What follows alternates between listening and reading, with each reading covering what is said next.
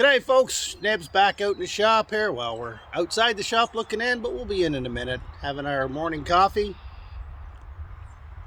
Beautiful day, t-shirt weather, can't complain. Some of you that might be regular subscribers or viewers probably recognize that machine. 2008 Can-Am Outlander 650 XT. I think I got that right. Close enough, you get the idea. It's back again. This is, I think it's fourth or fifth time here.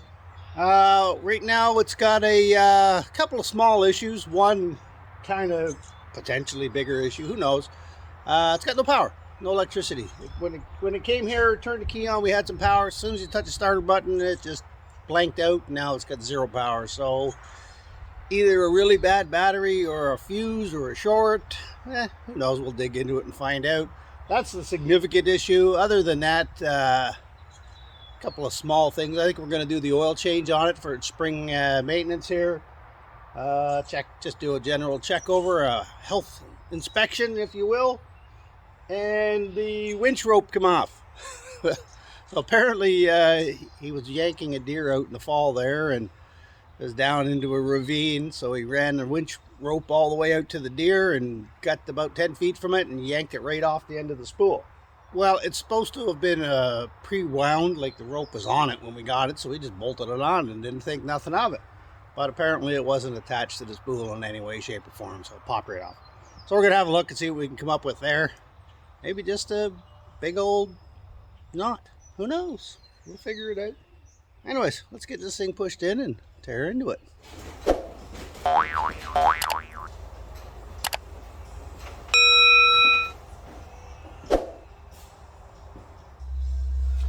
As far as battery goes, which is our main issue right now, I hate the fact that they don't protect batteries a little more.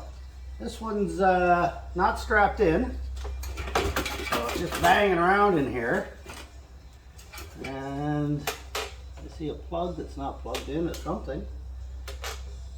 And then you got the solenoid over on this side. All the boots are off it and ripped, so the connectors are just full of mud and dirt. So I think we'll start with pulling out the battery, giving it a good charge, finding out what's unplugged here. Oh, that's the brake light. One of his complaints was that the brake light wasn't working. Well, there's the plug. So that other end that's tucked way in past the battery would be the power to the brake light. So I think we got that one licked pretty easy. Let me give you a look at what I'm looking at here. Okay, so there's your solenoid. You can see all the boots. This is the way it was. I didn't pull them off. All the boots are off it. I've seen far worse, but that's probably not helping a electrical issue. You can see the battery not strapped in. There's the strap. It's literally just not attached. So probably would have been a good idea to do that. There's the tail light, and the plug is way up in there. You can see it tucked in beside the battery. Covers aren't on any of the connectors, so they're probably corroded. So that battery was bouncing around, probably hit this plug, undid it, and that's why his taillight's not working, hopefully. We'll dig into it, but I think the first step we're gonna do here is pull that battery out, do a battery check on it, and start cleaning up some connections. Well, probably the wisest course of action right now. We'll start with the positive. That's lovely. Can't get at the ground. This is going to drive me nuts.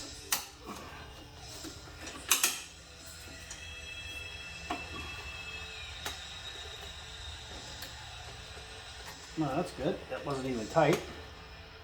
Finger tight. I think that's maybe about why it's got no power.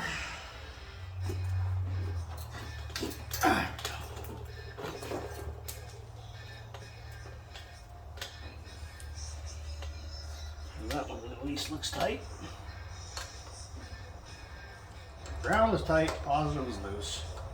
But I want this out so we can fish out that wire, find out what's going on with the strap, and do a good charge. So we're starting at least giving it a fighting chance before we go and decide that it's a bad battery or something.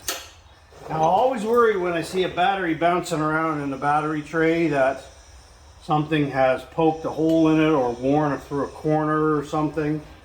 And this one's got some, like, it's through the label and into the plastic, but there's no leaks. If there was a leak, it'd be tearing my old Wranglers apart right now.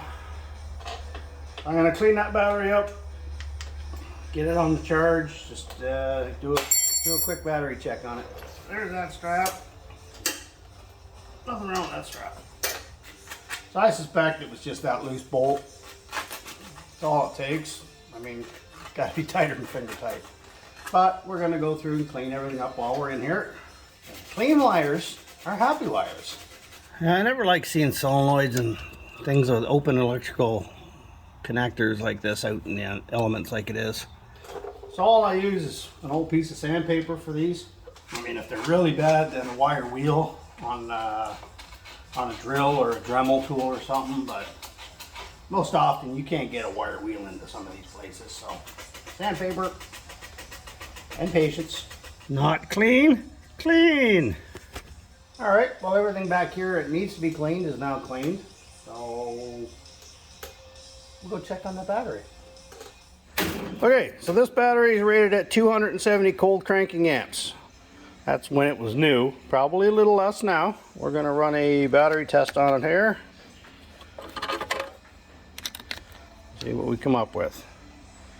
All right, so we're looking at 12.3 volts, which is good.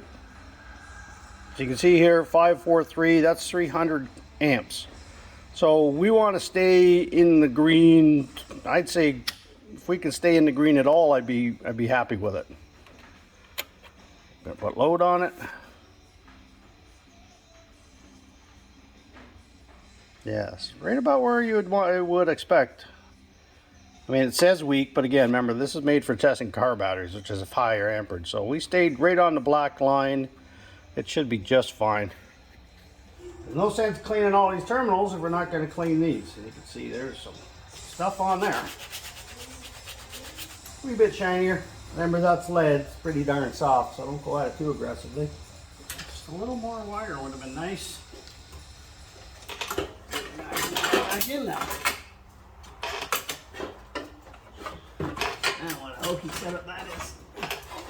This goes against every rule we use when we're doing automotive stuff. The ground should be the last thing hooked up, and it's impossible because it's way back inside there. So you have to put it on now. But you just can't get at it when it's back there. I blame engineers because that's pretty much my favorite pastime. Why they wouldn't have the ground wire facing out. I mean, it's just a matter of adding a little bit of wire and reversing things here.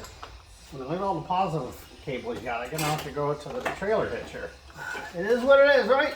I can do this without blowing myself up. Aluminum heat shields and license plates, and then I got the frame in here, and kind of sketchy. Cover back on. See if we have any lightning power. Actually, while I'm down here, I'm gonna plug that light in. There you go. Quick fix. Okay, here we are up on the command center. Oh, there we go. Well, we definitely have power. There's all your hand warmers and stuff we put on. We have winch power. We have no start. You hear the fuel pump, but we get no start. It says it's in neutral. I pulled off the covers here again, and we're gonna try this.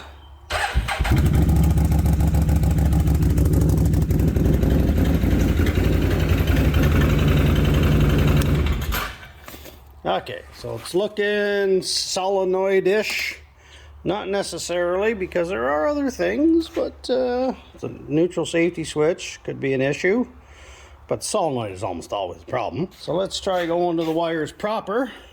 Okay, folks, I think we tracked down the starting issue, apart from the battery. So we had a couple of issues here. Battery's fine. The positive terminal was finger tight, which is why when you try to start it, it would just turn off the power. We got that fixed now. But when you push the start button, we still get nothing. If we jump the solenoid, we get start. All right, so the logical mind would go, well, we got a bad solenoid. But you really do need to check a little further into things before you go wasting money. All right? So if you would just put a new solenoid in this, you'd have the same problem. It will not start. Okay, so the real problem here is the wire from the button on the handlebar to the solenoid that engages it is broke in the last 1 inch up to where the spade connects. Okay, so this here connection is our culprit, and I mean it doesn't look like there's anything wrong. Okay, but I'm going to show you how we test that. This wire that goes to the top solenoid right there should have power. All right, and when you check it with the key on, we have nothing. All right, but when you look inside, you can see this has been fixed. That's heat shrink tubing. So we'll go above the repair and just stab that in. You can see we have power there. Do that without stabbing my finger. It's solid, there's a connection there, but something's clearly gone wrong in here. We're gonna fix that. Buddy showed up with a log splitter I had to go fix. And didn't get any video of that. There's our new connector. Get that done and Bob's your uncle.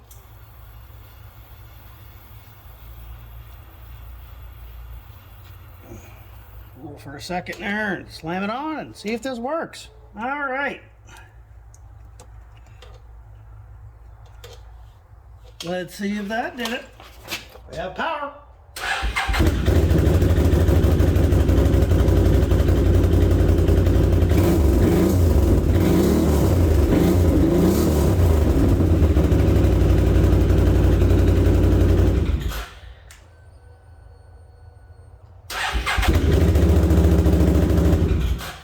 Okay, well there you go. There's a quick, easy fix. Cost nothing but a wire cutter and a little bit of time. Could have been a lot of other things. It could have been a lot worse. That wire could be broken anywhere along the harness. Could have been a bad switch. Could have been a bad solenoid. Almost always is a bad solenoid, but we got lucky on this one. We just fixed one wire, cleaned up some connectors, strapped the battery back down, fixed the tail light. All I got left to do is wrap up some winch rope and we're done. So anyways, that was a quick one. Hopefully they gave you some ideas. What if you're having that problem, what to look at before you go shopping for new parts. Always check stuff out. Like, comment, and subscribe. We'll see you on the next one.